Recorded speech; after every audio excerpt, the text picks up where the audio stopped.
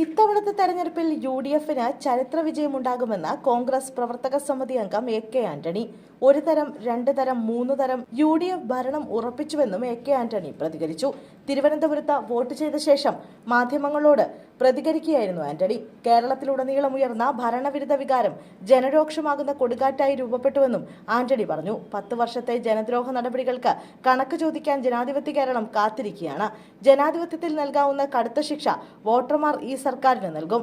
UDF ഇത്തവണ കേരളം തൂത്തുവാരുമെന്നും ആന്റണി പറഞ്ഞു.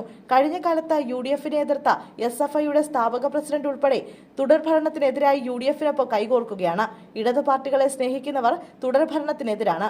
ബംഗാളിലെ പരമദയനീയമായ സ്ഥിതി കേരളത്തിൽ ഉണ്ടാകുമെന്നും അവർ ഭയപ്പെടുന്നു. അവരെല്ലാം ഇത്തവണ യു.ഡി.എഫിനൊപ്പമാണ്. ഇന്ന് 6 മണിക്ക് പോളിംഗ് കഴിയുമ്പോൾ പിണറായി സർക്കാർ അസ്തമിക്കും. പിന്നീട് പിണറായി സർക്കാർ കെയർടേക്കർ സർക്കാരായി മാറുമെന്നും എ.കെ. ആന്റണി കൂട്ടിച്ചേർത്തു. മെയ് 4 ശേഷം ഇടതു നേതാക്കൾക്ക് പ്രതിപക്ഷത്തിരുന്ന് തെറ്റിദ്ധരുത്തൽ നടത്താം. കേരളത്തിന് ചേർന്ന പാർട്ടിയല്ല ബി.ജെ.പി. അവർക്ക് കേരളത്തിൽ വേരോട്ടം ലഭിക്കില്ല. അവർക്ക് ജയിക്കാവുന്ന ഒരു സീറ്റും കാണുന്നില്ലെന്നും ആന്റണി പറഞ്ഞു. അതേസമയം 2026 കേരള നിയമസഭാ തെരഞ്ഞെടുപ്പിൽ ഉച്ചയ്ക്ക് 1 മണി വരെയുള്ള കണക്ക് പ്രകാരം 49.7% പോളിംഗ്.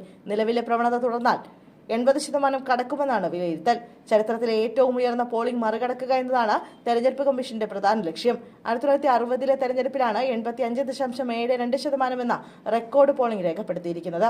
87-ൽ 80.5%വും 2021-ൽ 74.06%വുമായിരുന്നു പോളിംഗ്. സംസ്ഥാനത്തെ 140 മണ്ഡലങ്ങളിലായി 30,495 ബൂത്തുകളിലാണ് വോട്ടെടുപ്പ് നടക്കുന്നത്. 2.71 കോടി വോട്ടർമാരാണ് വിധിയെഴുതുന്നത്. 883 സ്ഥാനാർത്ഥികൾ 23 ദിവസത്തെ ശക്തമായ പ്രചരണത്തിനൊടുവിലാണ് ജനവിധി തേടുന്നത്. കടുത്ത ചൂട് കണക്കിലെടുത്ത് രാവിലെ തന്നെ വോട്ട് ചെയ്യാൻ ആളുകൾ വലിയ തോതിലെത്തിയത് ഉയർന്ന പോളിംഗിന് കാരണമായി. എല്ലാ ജില്ലകളിലും ഉച്ചയ്ക്ക് മുമ്പ് തന്നെ 40% പോളിംഗ് കടന്നിരുന്നു. വോട്ടർമാരുടെ ഈ ആവേശം തുടർന്നാൽ കേരളം വീണ്ടും ഒരു പുതിയ തെരഞ്ഞെടുപ്പ് ചരിത്രം കുറിക്കും.